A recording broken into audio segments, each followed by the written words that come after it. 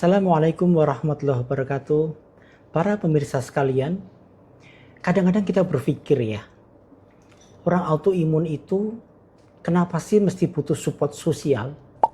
Mesti butuh ada satu komunitas sesama Odapus, terutama Odapus-Odapus yang memang sudah sehat-sehat gitu ya. Kenapa butuh support sosial? Dan orang yang ikut support sosial, orang yang ikut komunitas, dibandingkan dengan yang tidak ikut komunitas, itu memang berbeda sekali. Hasilnya akan lebih baik orang-orang yang ikut komunitas. Kenapa? Ternyata ada jawaban yang sangat menarik sekali untuk kita simak bersama. Bahwa di beberapa negara-negara besar itu, orang-orang yang sudah pernah sembuh dari kanker, itu diminta bergabung dengan para penyintas kanker, supaya bergabung antara yang sudah sembuh dengan yang belum sembuh nih.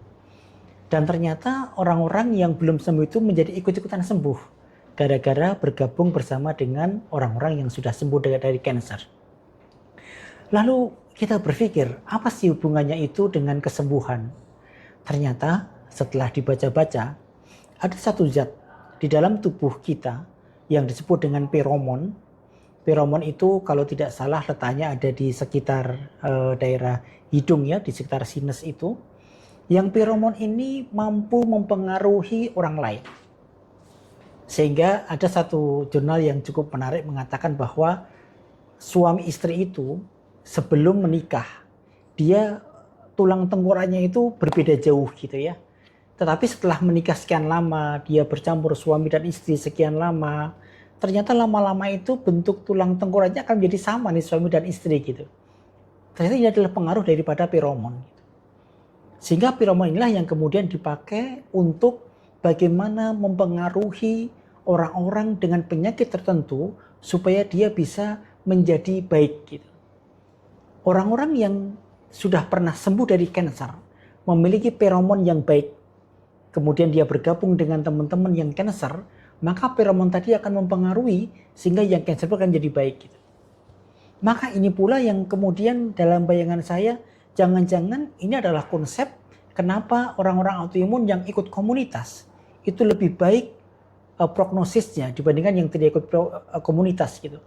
Karena feromonnya tadi saling mempengaruhi satu dengan yang lain gitu.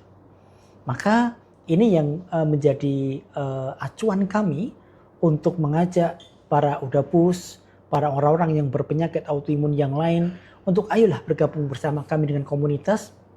Karena nanti feromon orang-orang yang sudah sembuh dari autoimun atau minimal remisi dari autoimun akan bisa mempengaruhi cepat remisinya orang-orang yang belum remisi dari autoimun. Selain itu, psikisnya pun juga menjadi baik ya.